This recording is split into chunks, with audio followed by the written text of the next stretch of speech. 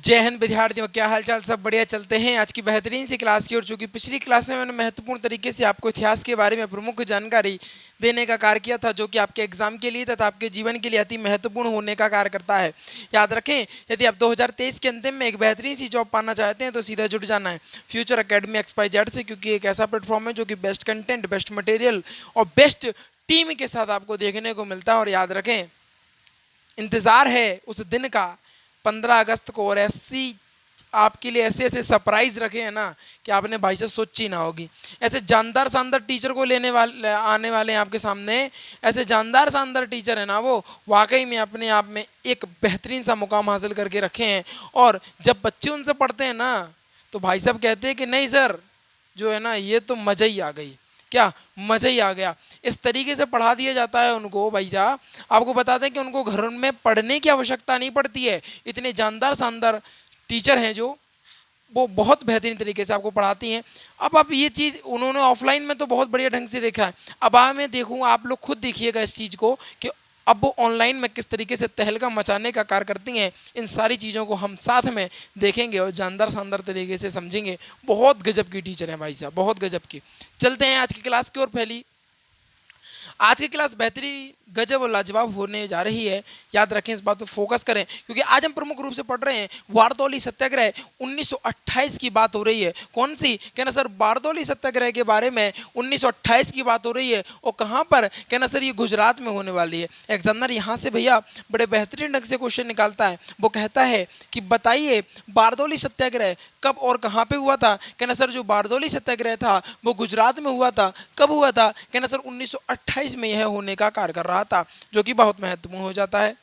आगे की अगर हम प्रमुख रूप से बात करें, बारदौली के जो किसान थे, यानी बारदौली के जो किसान थे, सरकार द्वारा बढ़ाए गए 30% टैक्स का विरोध कर रहे थे। और इसमें प्रमुख रूप से उतरे वल्लभ भाई पटेल। क्या? वल्लभ भाई पटेल के नेतृत्व में ये 30% जो टैक्स अंग्रेजों ने बढ़ाने का कार्य किया था, वो कहीं ना कहीं इसी के विरोध में खड़े हुए थे। और इसका नेतृत्व करने का जो कार्य कर रहे थे वो उनका नाम था, जानदार शानदार व्यक्ति हैं जिनका नाम है वल्लभ भाई पटेल। कौन? कहना सर वल्लभ भाई पटेल। इनकी तो जितनी तारीफ की जाए उतनी कम है। ये तो हमारे है ना दिल से जुड़ने वाले व्यक्ति हैं, दिल से जुड़ने वाले व्यक्ति हैं। कौन नाम है? कौन सा नाम है? कहना सर सरदार वल्लभ भाई पटेल।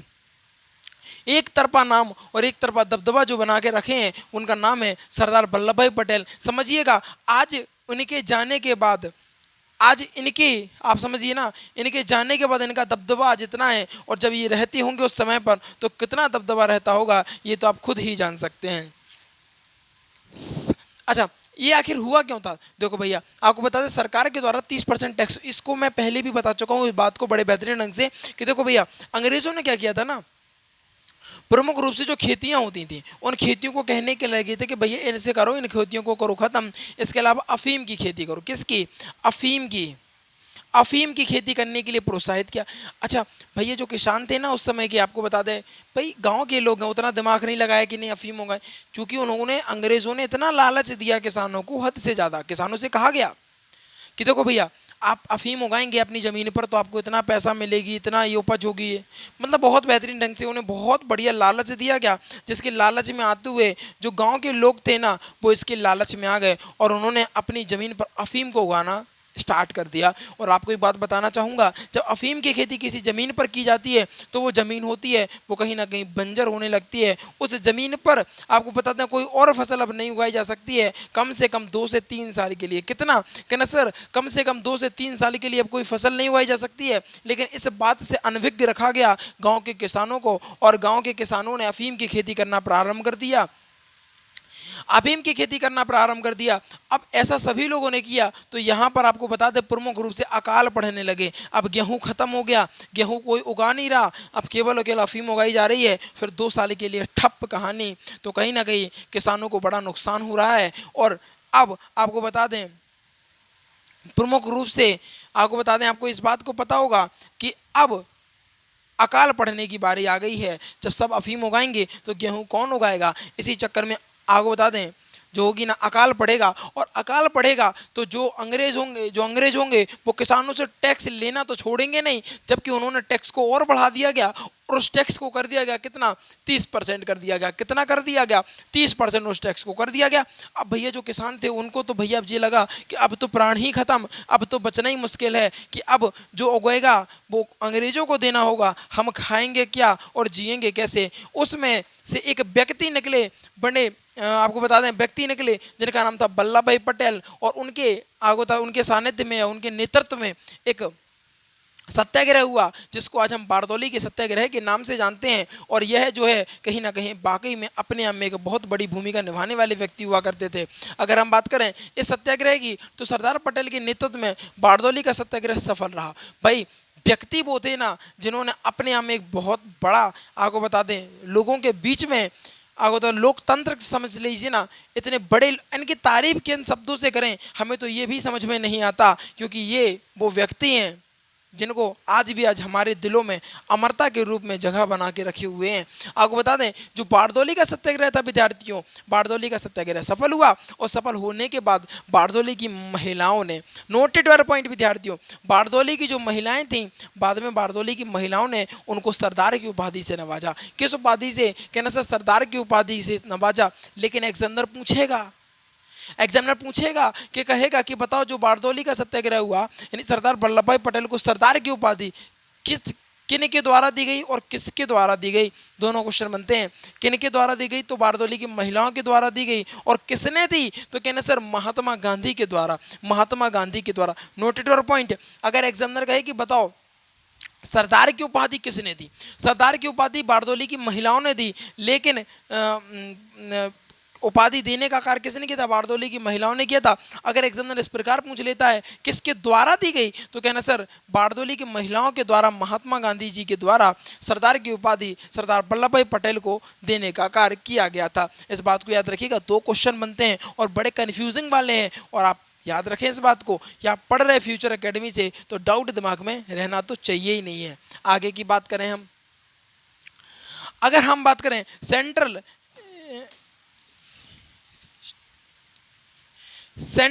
लेजिस्लेटिव असेंबली में बम कांड, ये एक बहुत बड़ी घटना हो जाती है। इससे आप सब लोग जानते हैं, इससे घटना से सब लोग अनभिज्ञ हैं।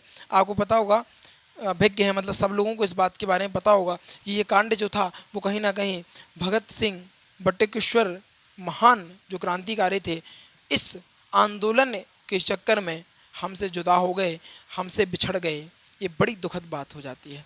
अगर बात करें इस घटना की, तो इस घटना है जो 8 अप्रैल 1929 में हुई थी। कब हुई थी, कहना सर 8 अप्रैल 1929 में होने का कार्य किया था। ये केंद्रीय विधानसभा में घटित हुई थी। कहाँ पर घटित हुई थी, कहना सर केंद्रीय विधानसभा में ये घटित हुई थी। एग्जामिनर पूछेगा बड़े जानदार शानदार तरीके से, वो कहेगा कि बताइए जो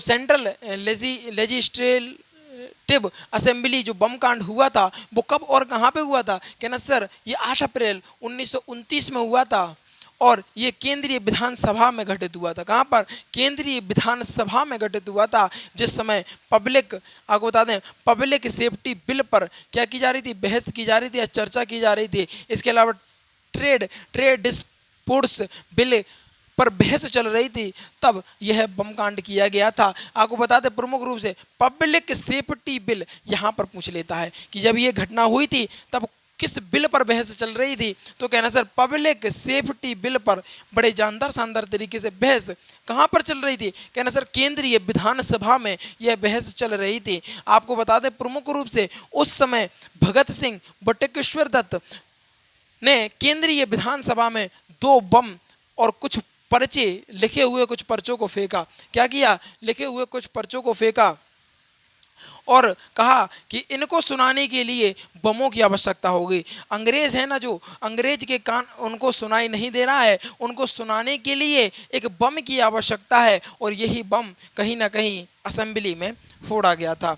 क्या यही बम जो है वो कहीं ना कहीं असेंबली में फोड़ा गया था। इसका एकमात्र कारण आपको बता सकते हैं हम ये भी है कि अंग्रेजों को बताना था कि भैया हमारी भी बात सुनना आपको जरूरी है। लेकिन भगत सिंह बटुकेश्वर दत्त का ये बिल्कुल भी मतलब नहीं था कि वहां पर जितने भी लोग बैठे उनको क्षति पहुंचे। इस प्रकार से उन्होंने बम फेंका था जिससे कि किसी को कोई भी हानि ना हो, है ना। और जबकि आपको बता दें वहां पर एक भी व्यक्ति को खरोंच नहीं आई थी, लेकिन अंग्रेजों ने उन्हें आतंकवादी घोषित करते हुए आपको बता दें, उनको बता दें कि इतने लोगों के लिए रिस्पॉन्सिबल हैं आप, अगर इतने लोग मर जाते, इसलिए उनको बंदी बना लिया गया और आखिरी में फांसी वगैरह दे दी गई। इस चीज़ को आगे बात करेंगे, चर्चा करेंगे, है ना। वहां पर इनकलाब जिंदाबाद के नारे लगने लगे, कहने लगे इनकलाब जिंदाबाद। मैं आप कहते रहे ना, ऐसे जानदार शानदार लोग थे भैया भगत सिंह और बटुकेश्वर दत्त। क्या भगत सिंह और बटुकेश्वर दत्त, इन्होंने नारे लगाना प्रारंभ कर दिया, इनकलाब जिंदाबाद, इनकलाब जिंदाबाद, इनकलाब जिंदाबाद के नारे लगाना प्रारंभ कर दिया। और भैया अब नारे तो लगने लगे, लेकिन अंग्रेजों ने इनको जेल में डाल दिया। पकड़ने के बाद जेल में डाल दिया, और जेल में डालने के बाद भगत सिंह ने देखा, बटुकेश्वर दत्त ने देखा कि हमारे साथ गैरों मतलब बदसलूकी की जा रही है। अब आपको बता दें, अच्छा इसके अलावा आपको बता दें बदसलूकी की जा रही है। इसके अलावा बर्ताव जो है ना उनका बहुत बुरा, जो अंग्रेजों का बर्ताव था वो कहीं ना कहीं भगत सिंह इन लोगों के वगैरह, भगत सिंह हो गए, बटुकेश्वर दत्त हो गए और भी क्रांतिकारी हो गए, उनके प्रति इनका व्यवहार बहुत बेकार था, बहुत बुरा था।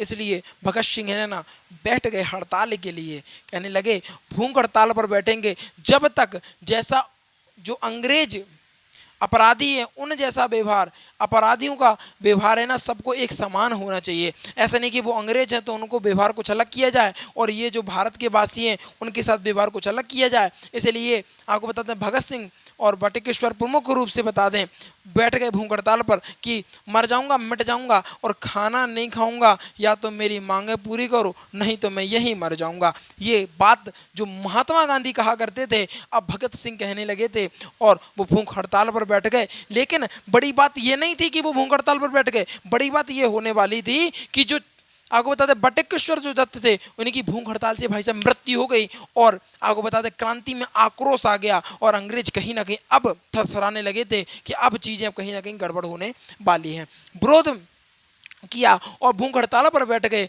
और 64 दिन, कितने 64 दिन क्रांतिकारी जतिन दास की मृत्यु हुई। कौन कहना सर, जतिन दास की मृत्यु के कारण ही, क्यों जतिन दास जो थे ना 64 दिन के अंदर जतिन दास की मृत्यु हो गई। और अब कहीं ना कहीं आक्रोश, क्रांति में आक्रोश आ गया।